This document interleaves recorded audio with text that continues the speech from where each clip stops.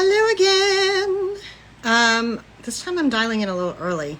Oh my God, my makeup looks crazy. It is 12:55 p.m. and today we are going to be talking to Lori Metz and Dr. Jackson Bay from RMA of New York. If you have been tuning into either my Instagram or Lori Metz's Instagram, we've been talking about normalizing third-party reproduction.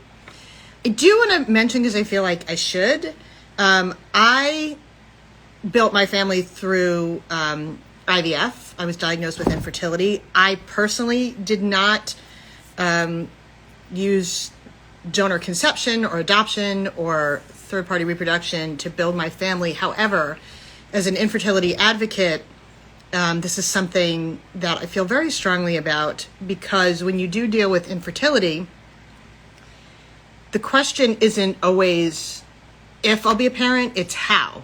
And third-party reproduction is a way to solve for that. And I think normalizing this conversation and having this dialogue is an incredible thing to do. And Lori Metz and Camille Guadi and I all wanted to create this initiative to kind of get the conversation going. On that note, I am going to invite Lori to join in a little bit, Dr. Jackson Bay. Lori, I've just invited you. I hope you can join. I have my Wonder Woman mug, as always, with my lipstick. Hello, Lori. Hi, how are you? Good. I'm so glad we were able to get you on this week. I know. I am so sorry about last week. Not your fault. I blame the state of Florida. No offense, Florida. But we were trying to get Lori on last week. She was in Florida, and damn their Wi-Fi. It was not being cooperative. It was not, but you guys did a fabulous job really talking about the legal implications of third-party reproduction and adoption. And I thought it was such an important conversation. I was like typing notes frantically to you. I know. Jennifer, if you're there, you were great. Yes. I really felt a lot of Instagram Lives actually, it's funny, as much as I know, I still feel like I'm learning something every week. And every week. We were talking a lot about language and how important that is last week. I mean, in addition to the legalities, but just even she was sharing her own surrogacy journey with her sister and the importance of, you know, why surrogate mother isn't really a cool term, you know, that it can really have emotional implications that you may not be aware of. Yes, absolutely. Because she's not the mother, she's a surrogate. Right, exactly. And we can't confuse those things with donor or any type of donor conception also. I was so happy she brought that up, honestly, Jay, because a donor is a donor, a surrogate is a surrogate. And that's the role that they want to take on. Yeah, but there's also terms like, and believe you me, I think I said things like this before I was aware. Well, didn't we? I was going to say, like, right. I was going to say something like, oh, but who's the real mom? And now when I hear that question, I'm like, oh my God, that's awful. But people do ask that. Who's the real mom? There's no question, though, right? There's absolutely no question about who the mom is. Right. The mom is the person who intended to have that child. And if it's a donor egg, well, it's the mother who decides the time, the day, the person, and when, and the partner. And that child would not be here without those decisions being made. If it's donor sperm, well, the person who is the intended father is that father. He decides on who the sperm donor is going to be. He raises the child. He is the child's father. And that's just the way it is. The intention of all of the love and all of the caring and all of the concern and all the diaper changing and all the driving lessons and all the college applications, those are the people who are your parents. And, you know, I love my story about the children who are conceived through donor conception. And they always say they know how much they were loved and wanted. And I think too about, like, when I think now that I'm a parent, I don't really think about how they were conceived. I just think I'm their mother. Do you know what I mean? Like when you're in the day-to-day of it. Yeah, absolutely. I mean, isn't that how it should be? Yeah. I think there's a caveat though with donor. I do. I think there's a caveat. I think, you know, the first year a child's born, what is there to talk about besides who does the child look like? Oh, right. That's all people talk about. Who's your child look like? Oh my goodness, it's you, it's this one, it's that one. Many, many times a donor conceived child looks like both parents, because you pick a donor with the attributes of the person who is not able to use their own DNA. So that is hard. And it takes a lot of reckoning, and there's a lot of tools out there and a lot of conversations that can take place, whether in a support group or in therapy or with your partner or close friends or reading books, all of these different things that can help you through that process, and they're important. If it's it's a hard year, the first year at times. Hi. Hello, Hi. Dr. Jackson Bay. Hello. How are you guys? Good. Thank you for joining us. Yeah, Yes. Really, I mean, especially Yeah. whenever we get a doctor, I really appreciate it because you're taking time away from about a bajillion things. So thank you for taking the time to talk to us. A bajillion is always going on, but I'm happy to speak to you both.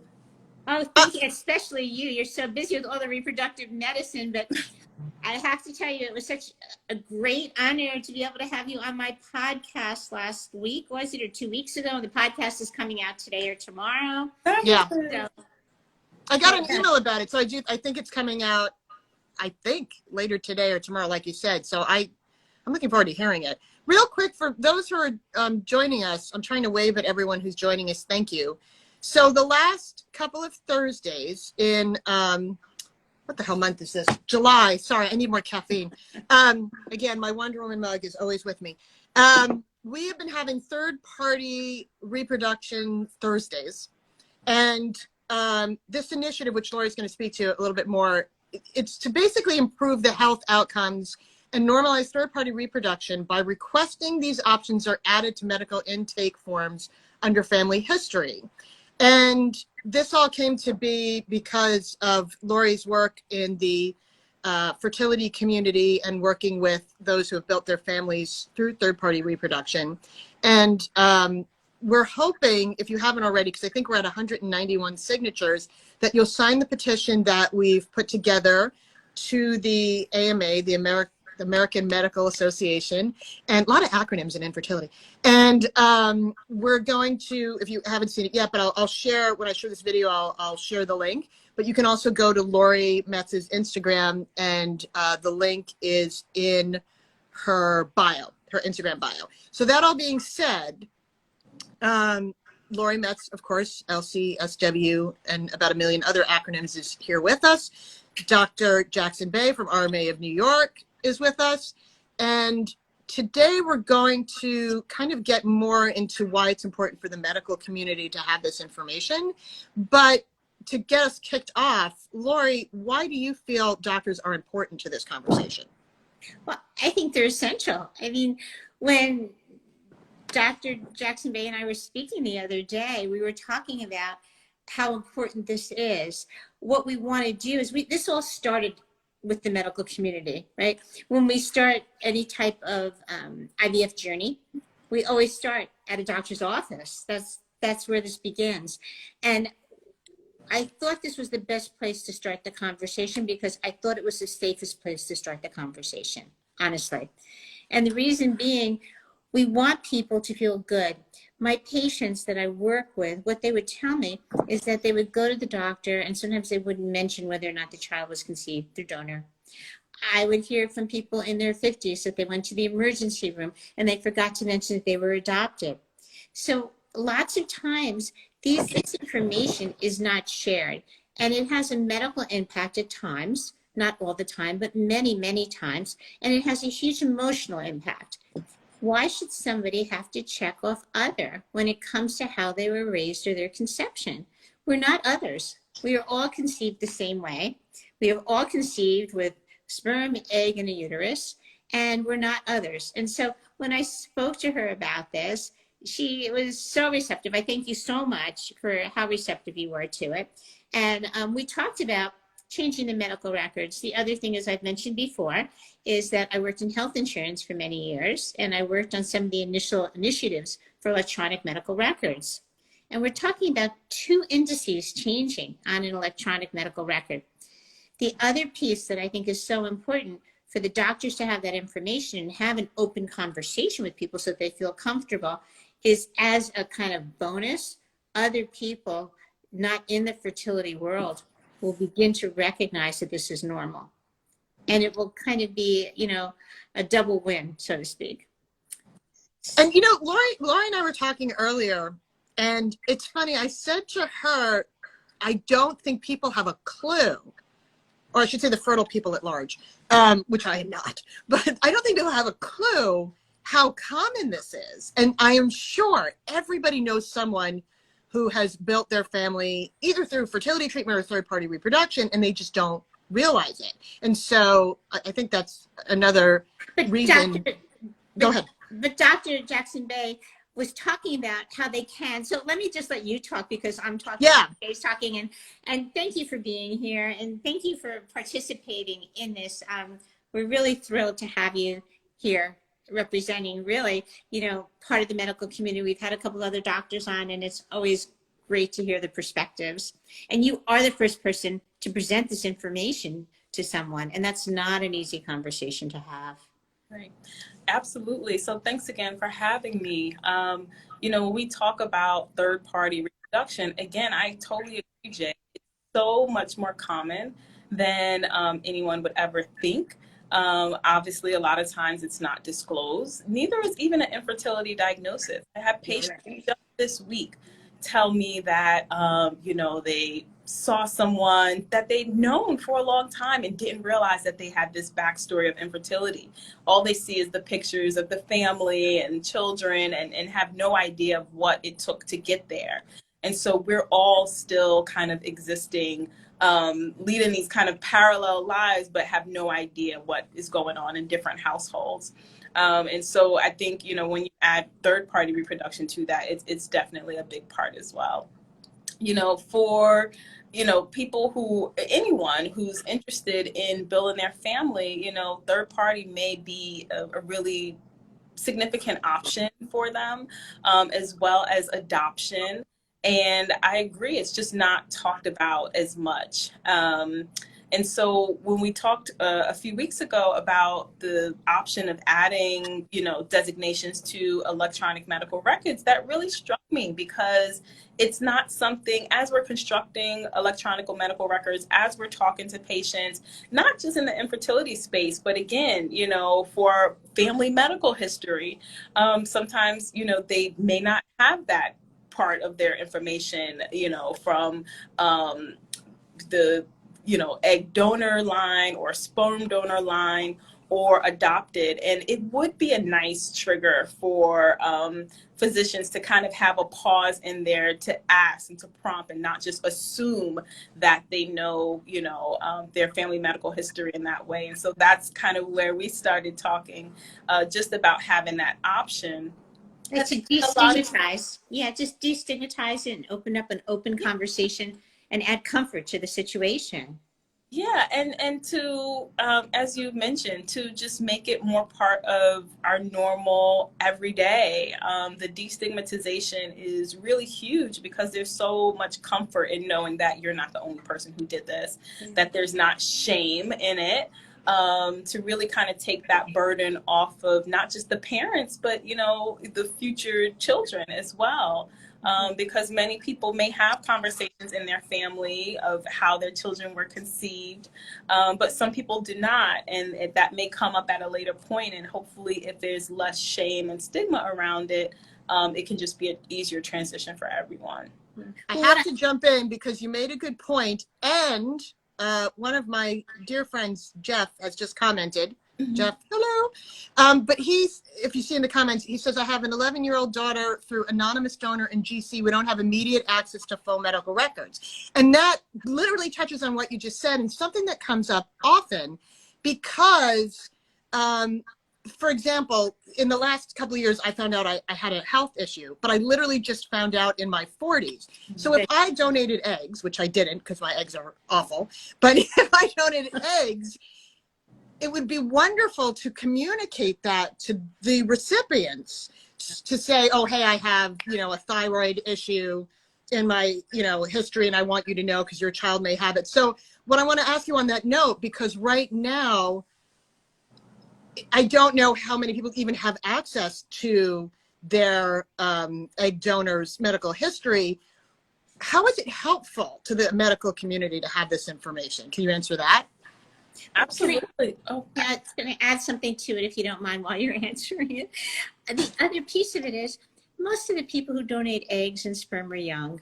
They don't know that they're They going don't to even know. become something in their 40s. Right. So I just wanted to add that piece while you're answering. yes, absolutely. There are things that are important for us to know as physicians in terms of your family medical history. So having that background information is paramount.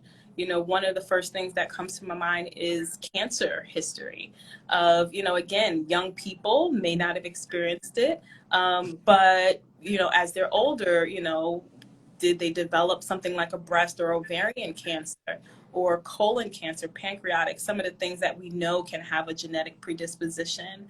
Autoimmune disease sometimes has a pretty significant family predisposition as well. And so having that information of just available would be very helpful. You know, we know of kind of open adoptions and things like that where there is some communication with, you know, birth families, and maybe in the future opening that up for embryo donation as well. I don't think we're quite there yet.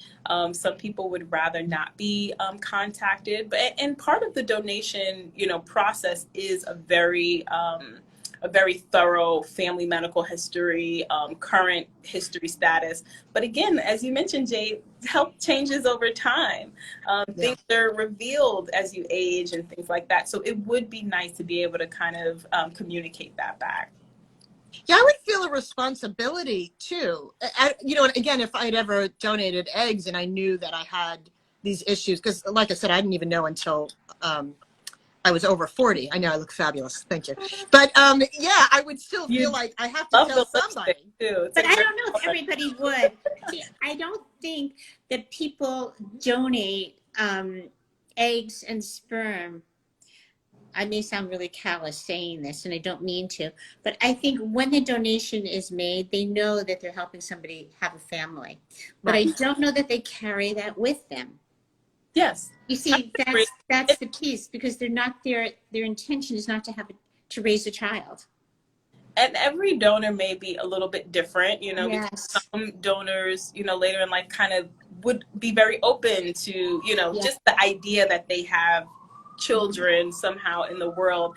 And you're right, some other people may not think of it in that same way, and therefore they may not have that same, you know, obligation because it just doesn't connect in their, you know, for their life or in their consciousness in that way.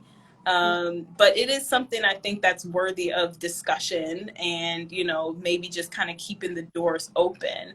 As I mentioned before, you know, in terms of amending electronic medical records, we were always constantly updating things. One of the most recent things that's really on our mind is gender pronouns and really trying to be sensitive to, you know, gender, be it binary or non-binary, you know, preferred pronouns. And so there just is a precedent and there is a space for reframing how we're thinking of these things and reframing the kinds of questions that we ask patients. And then someone in the comments mentioned mental health background should be potentially more extensive as well. You know, I don't know if there's a genetic predisposition in terms of mental health, but There is, and that is a big part of the donor intake process. Mental health history of the potential donor, as well as asking of their family. now here's a dumb question because I don't actually know I really have no clue. Does mental health, is that something that changes over time? Or is that like, It can, depending on the diagnosis. And again, you know, you bring up such a good point, Lori, is a lot of times these are young people. And so, you know, maybe it hasn't manifested in their life just yet.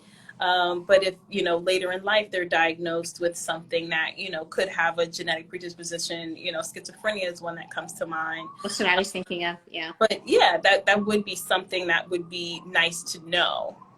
But there is screening going on. There is mental health screening that goes on with it. And I think the mental health screening, they try to do it as extensively as possible with the donor.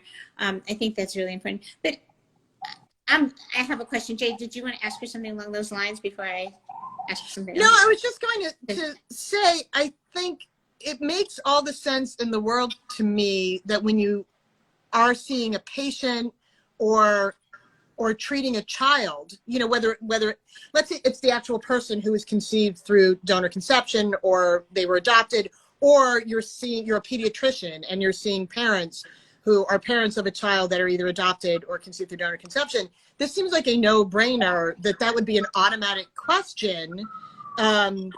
They don't even ask usually if you were conceived through fertility treatment. One doctor once asked me if I had my children through fertility treatment, and only then did they say, oh, was it donor eggs? And I said, no.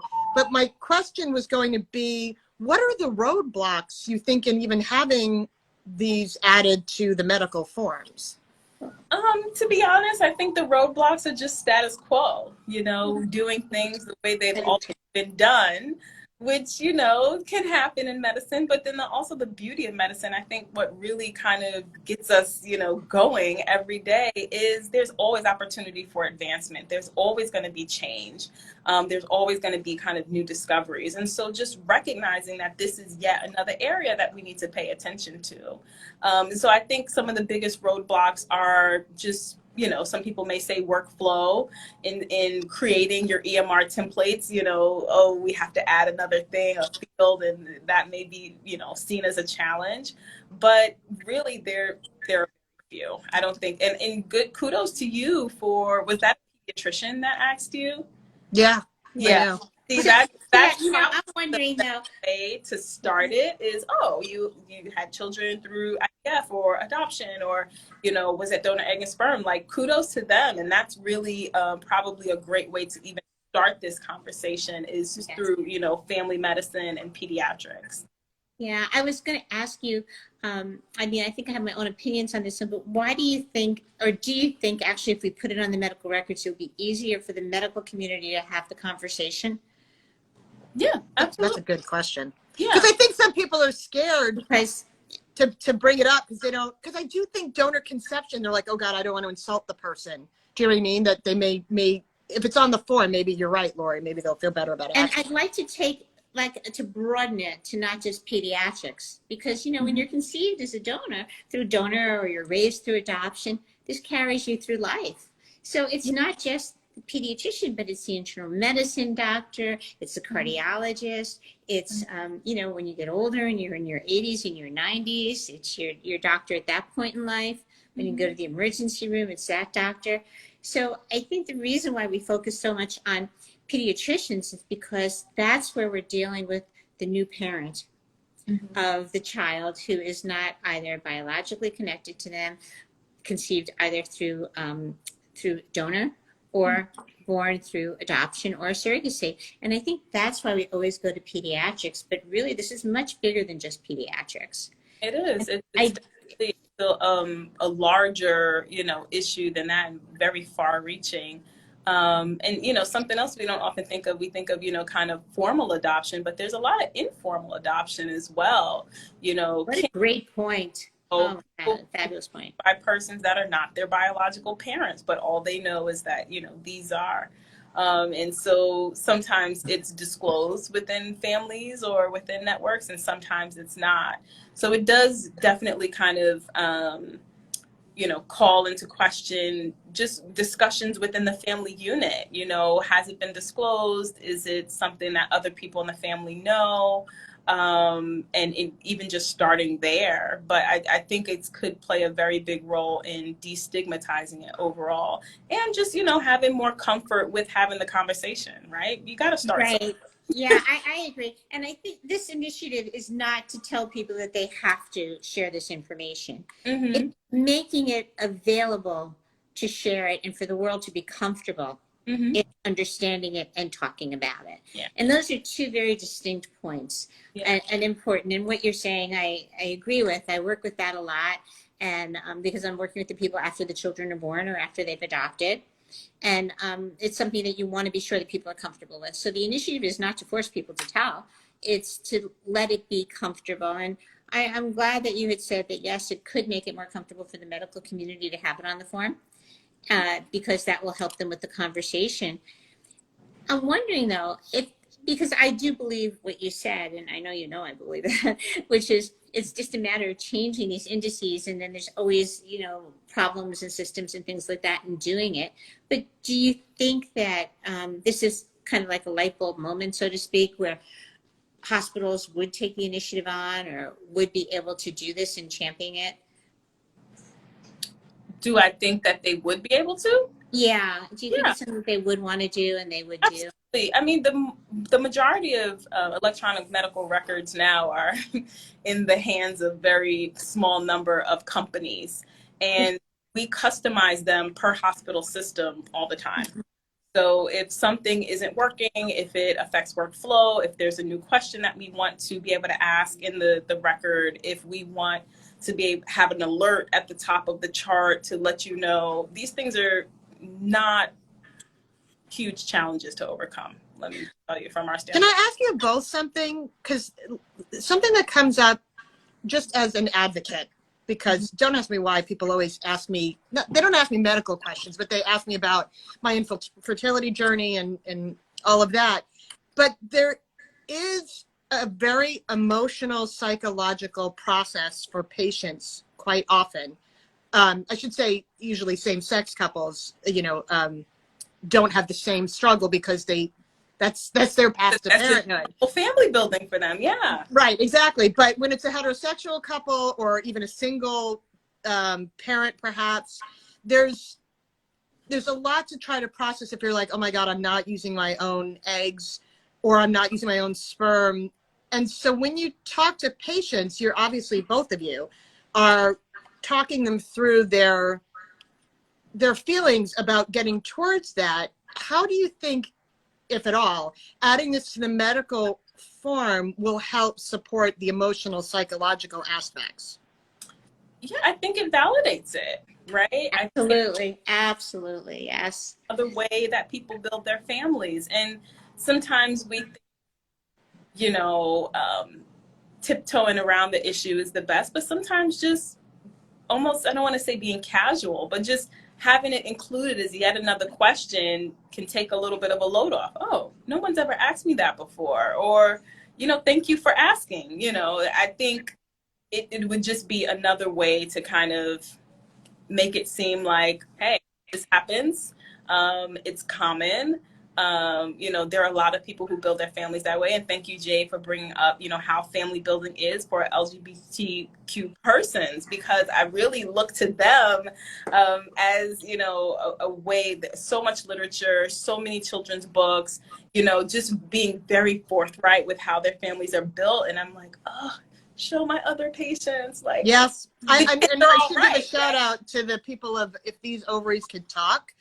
Their book and their podcast are a tremendous resource because it's always viewed as empowerment. Like, this is how we built our family, and there's it's like an exciting announcement. Yeah, the difference though is, and we've talked about this a little bit, the difference is the perception of a heterosexual couple. So it's almost the flip side, right? We can all learn from the LGBTQ plus community, and they have done a phenomenal job. And If These Ovaries Could Talk are great. I agree with you. I love them.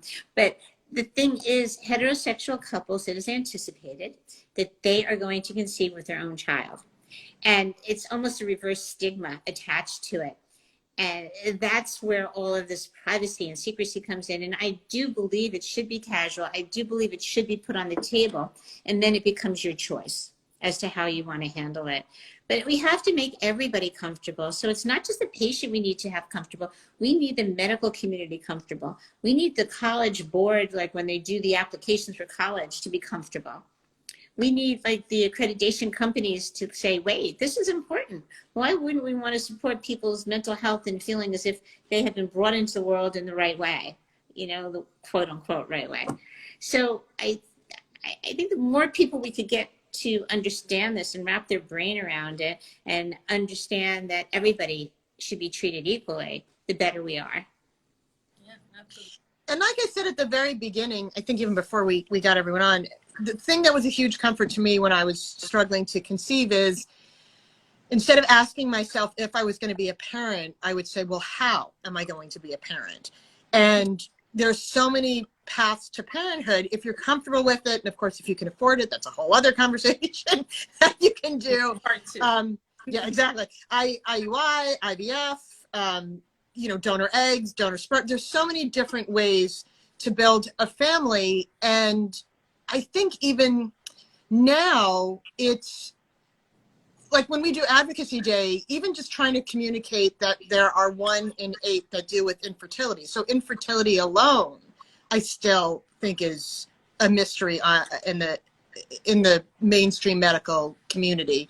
Do you think, just putting aside the third-party reproduction in general and focusing just on infertility, do you think that at all is something to discuss with your doctor, just in general? Absolutely. I do so much education with providers, with people throughout the medical community, with the public, engaging in things like this, as well as different podcasts, writing articles. Like, our goal is to get it out there to the forefront. This is entirely way more common than you think. Even the 1 in 8 may be incorrect, because that actually comes from studies of women who are in heterosexual couples where the man lives with them and are married. Think about how many people that excludes, right? If your partner doesn't live in the house with you, if you're not married, if you're not heterosexual, so those are so many different layers wrapped up. Even going with the 1 in 8, I mean, that's the same statistic that we use in general for breast cancer. Yet we see huge campaigns around that. Everyone knows, someone who's been affected. Everyone has worn a pink ribbon at some point in support, or a pink item, without realizing that this other medical burden, a medical condition of infertility, is just as common and is just as all around them. And so I think, we still have a long way to go. I think it definitely we have to discuss it until our faces turn blue, because it's that important. And then, so we have like 3 more minutes left. Lori, in working with your patients, is this something you think they would be receptive to sharing on medical forums, or are they still? I think it would allow them to feel more comfortable in opening up the conversation. So people who have children through surrogate or are raising children through adoption, it's clear that that's how these children were brought into the world. To have a place for it is a wonderful thing on a forum. People who have children through donor conception, I think what it would do is just make them more comfortable. And then those that are on the fence might very well go ahead and check it off. Serena Chin was on a few weeks ago, and she was talking about epigenetics, and she was talking about how it's important to put the mom's information down as well as the donors, because we don't know what really is passing through to the fetus. So it was getting a little complicated, the conversation, but basically that's what she was saying to us. And I think that, what Dr. Jackson Bay is saying right now, or Tia is saying right now, is very important. That this is another thing that we want to destigmatize, that we want to open up the conversation, we want to make it comfortable. And when people are comfortable, then they feel more secure, they feel more confident, and they're more open, and I think more apt to share. Yeah. Long-winded answer, but yes. No, I mean, that makes total sense. And also in terms of, I guess, any people, and it's funny, we see a lot of people watch these videos afterwards, like after their live, and we'll get questions afterwards. But one of the things is there a way that either one of you would advise patients advocate for themselves when they see their doctor on this particular issue? I think making their preference known can be helpful in terms of whether or not they want it discussed or not, or, disclosing or anything like that. There is opportunities to say, okay, I, would rather not bring that up, or yes, this is true, but we don't want to discuss. And that's totally fine too. So I think that's an important way to advocate for yourself in terms of your comfort level. Who knows, over time, people may be more comfortable or they may not, but it is important for your providers to kind of have that information of, of whether or not donor or adoption is used, but also to kind of respect what's happening and how comfortable you are with discussing it and disclosing it. Yeah, that's a great point. And Camille, who has been so instrumental in this effort too, I adore her. She's been so open. Um, Camille said that she shared the information with her doctor. And what was interesting is the rest of the staff, they all were like so happy. They were so interested in signing the petition, but yet they still asked certain questions as if she wasn't as if she was biologically connected to the child. So it's a different mindset that we have to start to become comfortable with. And there's nothing wrong with that. So it's a learning curve for everyone. And I think it's just something to keep in mind, because as we become comfortable and we advocate individually, grassroots advocating, that's how Resolve started. That's what we were kind of doing, the three of us, with Resolve Advocacy Day, right? Letter writing, Right. reaching out to hospital centers, reaching out to the people that you're comfortable reaching out to, I think is a fabulous way to start letting your voices be heard. And of course, signing our petition. Yes, and on that note, again, I'm going to download this video and share it on my profile, and of course send it to the doctor and Lori. But if you do want to sign the petition, we're just a couple of signatures away from 200. You can go to Lori's Instagram profile link, and it's lori.mm. But I will also, when I share this formally on Instagram, I'll include the link as well. But I really want to thank everyone for joining today. I really appreciate it. And don't forget, next week, Thursday, July 29th at 12 p.m. Eastern, we're having a webinar where we're discussing this. And you can come and ask questions, and we are really excited about it, because everyone we tell this initiative about, they're like, oh my God, yeah, that makes total sense. I don't know why we haven't done that. So and that's what Dr. Jackson A did, which was fabulous. She was like, I'm going to get this done in our hospital, and we would love it if you came on our next webinar. We really would. So, we'll keep that in it's definitely, mind. this is not going to be a one and done thing. I think we're going to be trying to advocate for this for a little while, but we'll get there, definitely. Yes, we will.